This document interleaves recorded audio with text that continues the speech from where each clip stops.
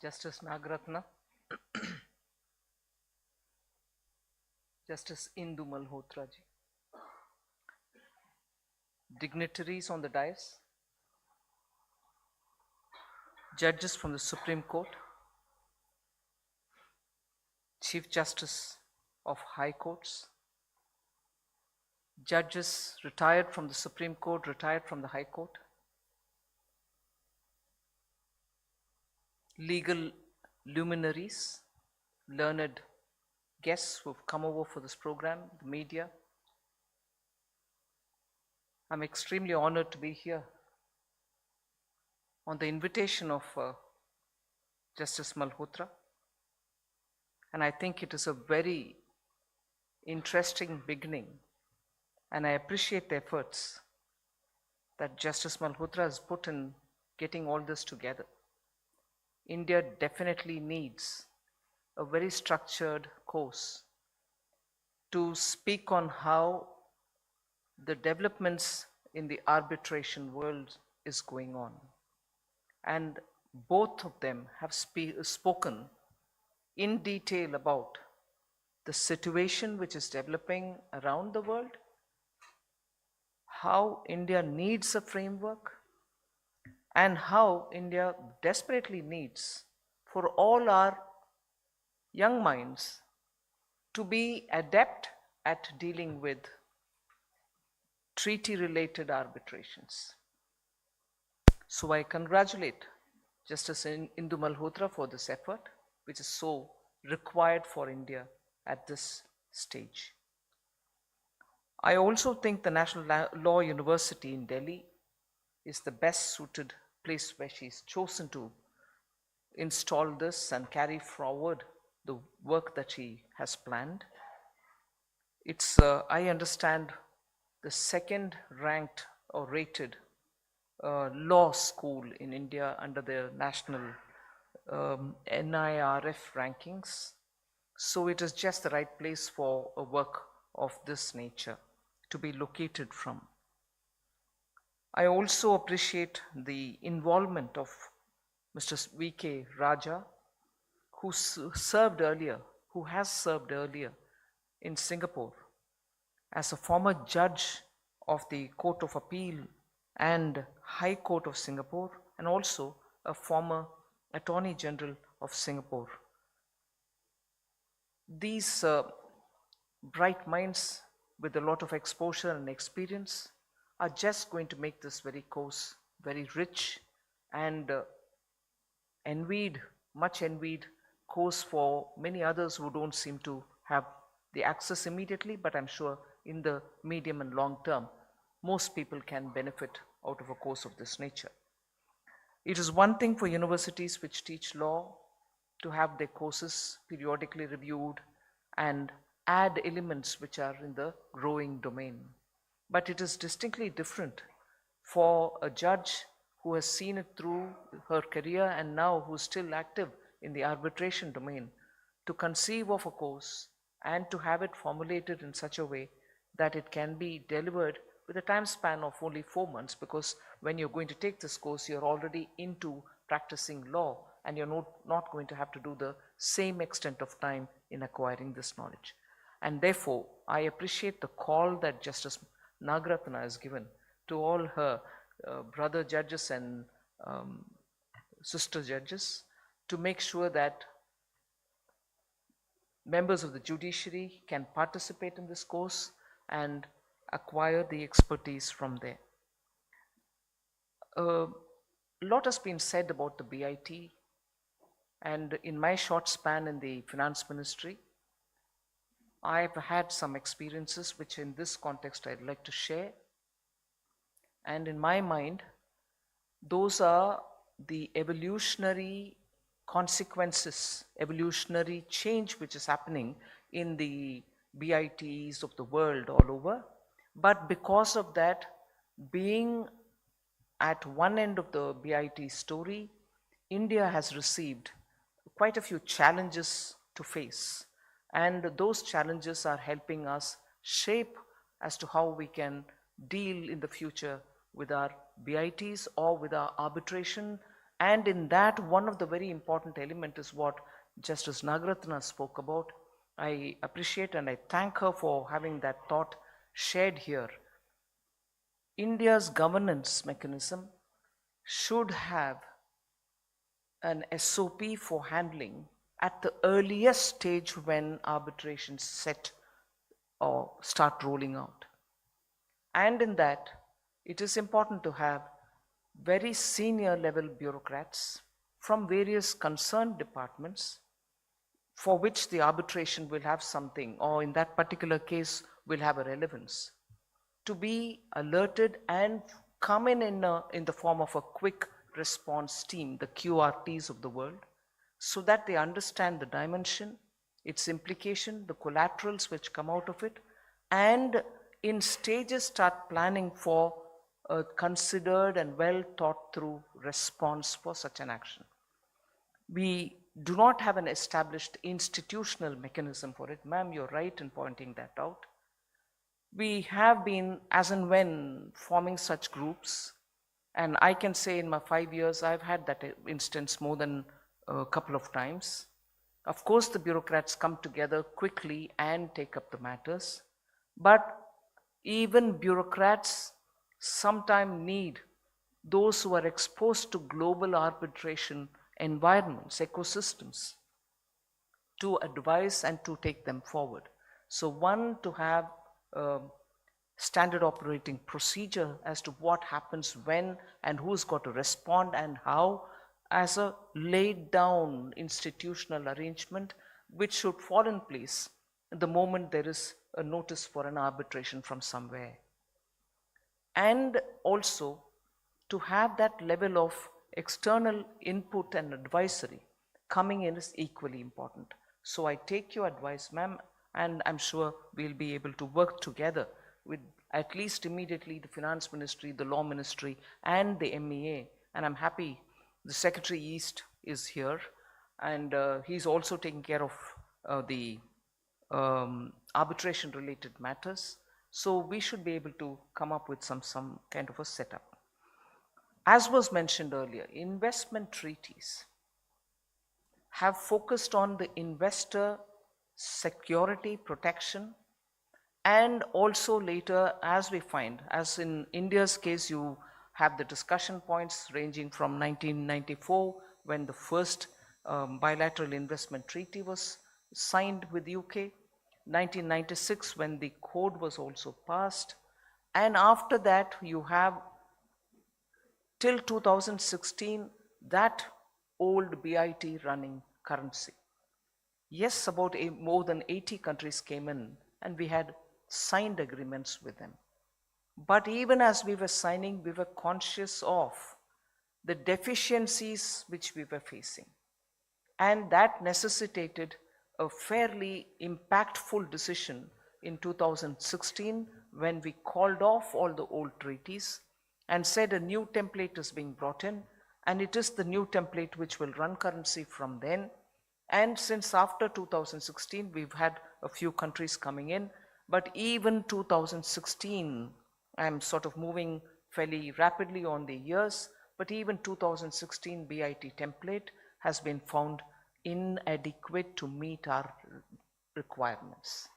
As a result, in 2024, where we have signed two BITs, one with the UAE, and other thing, also as Justice Nagaratna rightly pointed out, as a part of the FTA where you had a separate chapter, you also had dealt with it when you were talking about the Australian experience. But we also see that even developed economies are now moving away from the old-fashioned BIT, which looked at investor protection, but I believe inadvertently led to a situation where sovereign space was completely left open and loose.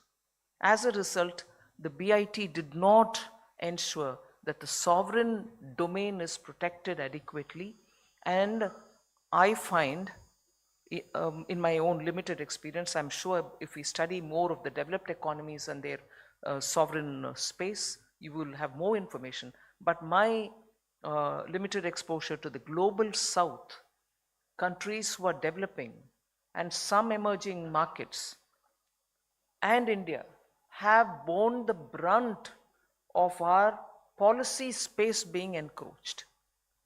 And as a result, you end up with a situation where you're trying to scramble the arguments to restore what is the right of the parliament, what is the right of the sovereign state, especially, I'll take one example, but there are very many more, especially on matters of taxation.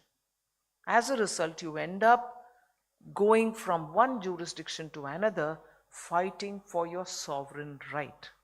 And that is where the BIT 2016 has been improved upon in bits and pieces when we are dealing with newer investment agreements which we are signing with other countries.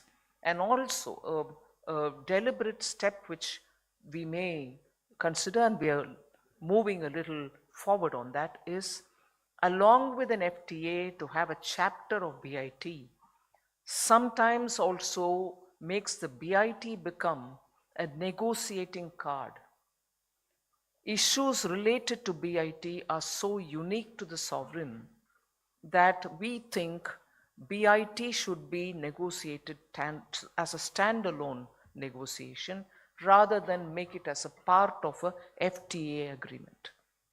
However much good negotiators take this route forward, we still think BIT and its ramifications are so important for the sovereignty of the country. It is important for us to have a BIT standalone with specialists who deal with taxation laws and other policies which are very inherent to policy making, other elements of policy which are inherent to policy making, to be handled separately with due expertise. As per the UNCTAD, UN CTAD, Trade and Development Council, there have been 1,368 registered investment treaty cases. On an average, most of these cases, almost 70% of these cases, are pursued against developing nations based on the old generation treaties. And that is where, I'm sorry to make it a sweeping statement, but I'm sure you will indulge me.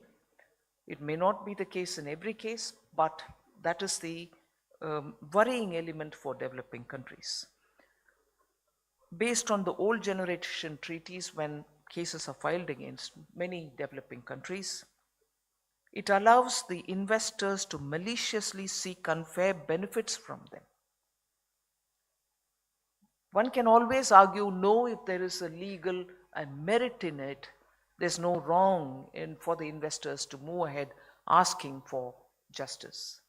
But experience shows, because one of the practices which are developing fast now, which Justice Malhotra referred, I think, in her speech, there are deep pockets, commercially interested deep pockets, who buy out the case from the one of the arbitration parties. And they can run this for long and long periods, which no sovereign state can afford, fighting it out in so many jurisdictions at a time, and also for the longer duration it continues.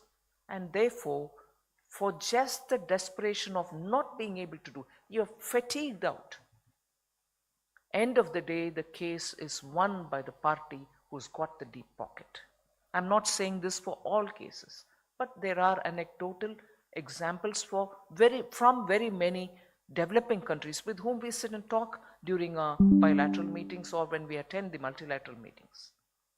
So developing countries in particular feel that their resource crunch and also their limited scope for people to fight this out in so many different jurisdictions at the same time just constrains them from seeking the right justice that they expect to get for their people. The average amount sought by investors in investor state dispute settlements, the ISDS. So the ISDS cases is about 1.1 billion US dollars. This is an average number which has been arrived at, which is considerable for the global south. So there's been little to no scope in the investment treaties for the nations to regulate in the light of public policy objectives. Powers of the nations which are much needed for the growth and evolution, which is the point I referred to, whether it's resource or the time. So the powers of the nation which are much needed for growth and evolution have been shunted away with the existing framework, especially when it curtails the power of the nations to make measures effectively align themselves with the growing needs. So, though the new generation treaties have started putting specific articles on the right to regulate, it remains to be seen whether these refinements will be interpreted in line with the treaty parties' intent by the arbitrators. So there is a big if even there, although you're bringing this element of right to regulate through specific articles which you're making as a part of the investment treaties. So corporations, as I said, have used this investor state dispute settlement mechanism via investment treaties to challenge government policies. And now more of environment regulations and more of public interest laws. So you're further and further bringing calibration into the way in which a BIT is getting interpreted.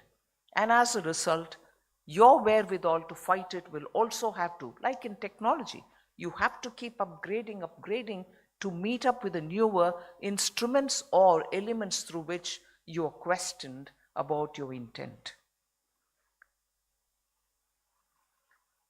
I come to a very important point which is very sacred for me, very holy for me.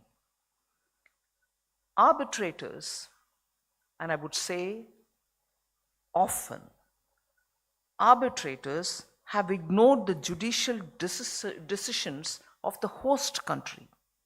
Even findings related to crimes like fraud and corruption, which have been established through the court of law in the host country, while arriving at an arbitration outcome, which puts the states in a conflicting position to accept the award. Now, when deep consideration is made, an investment treaty must not only provide better regulatory powers to the nations, but must also serve as arbitrators to restore faith in arbitration.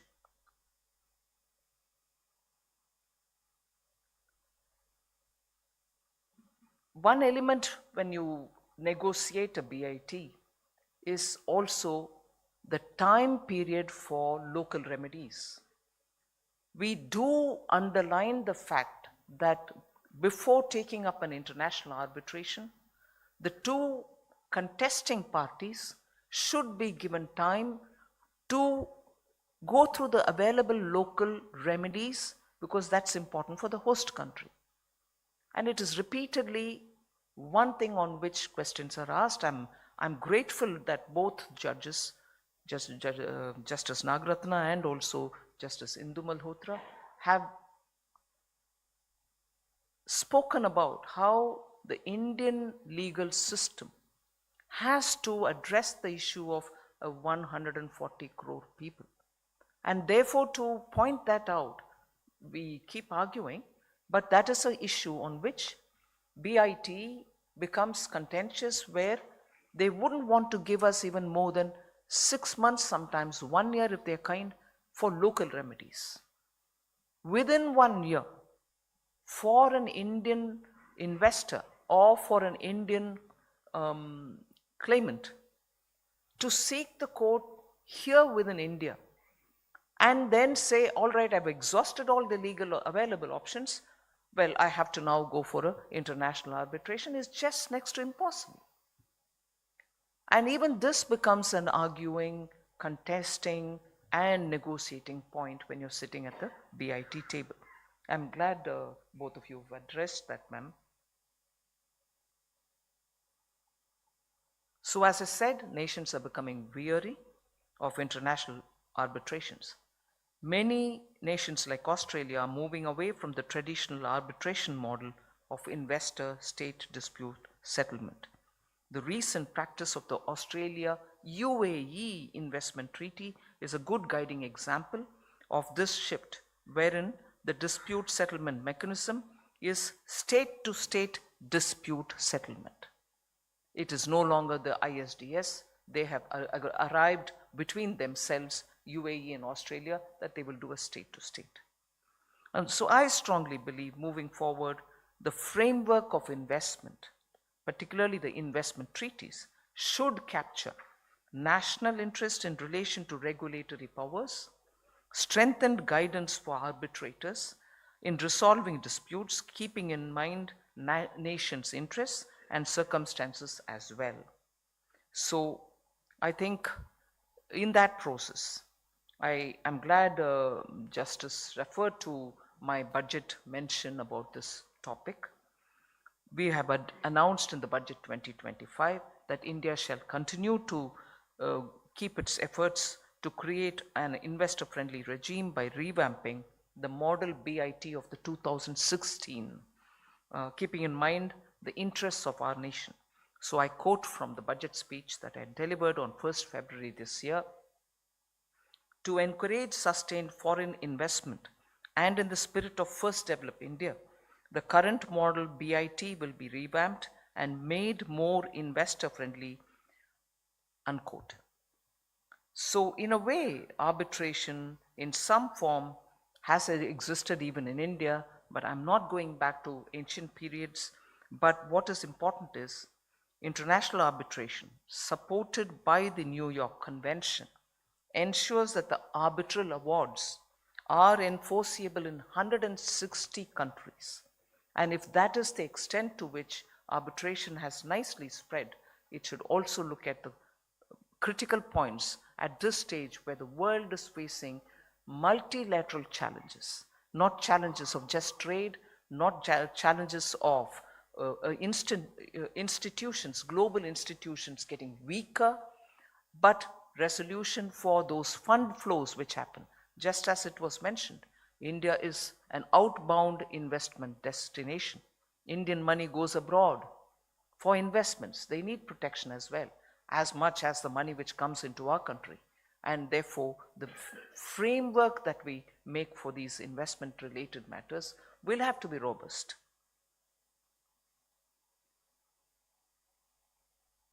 Commercial arbitration in India has seen a massive growth since its codification in 96.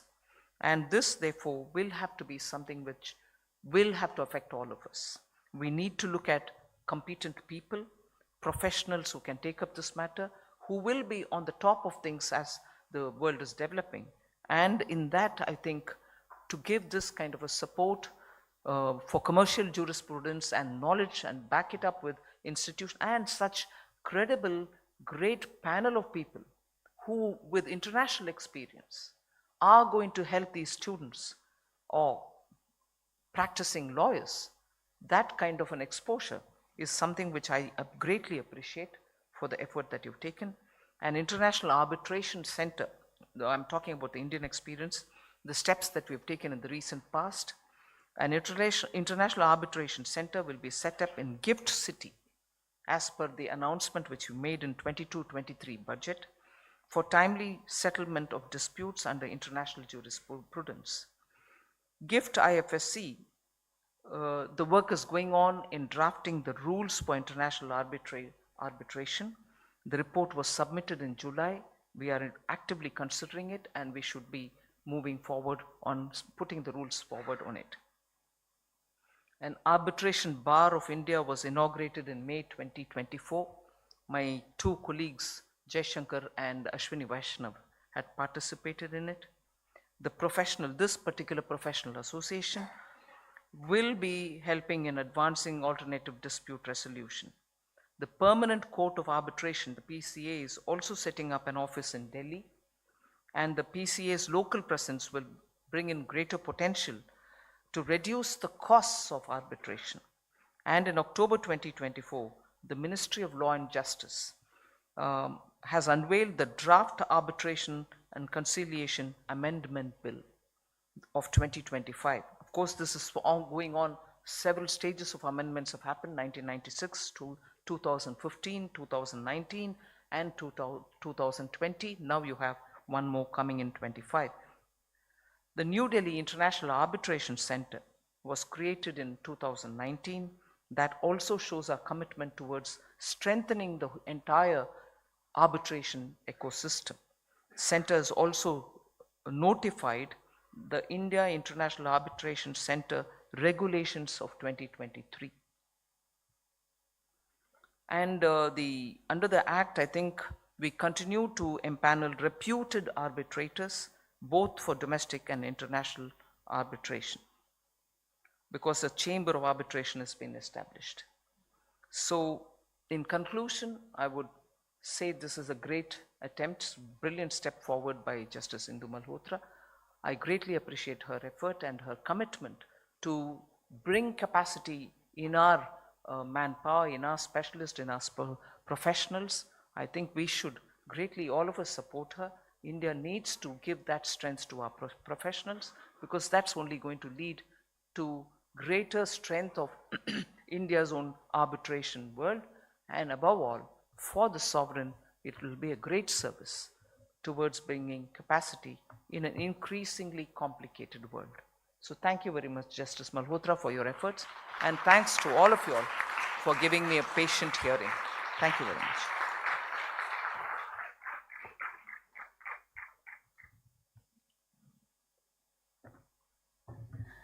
Thank you, Honorable Minister, for that wonderful address, for the highlighting concerns and what is the way and path forward.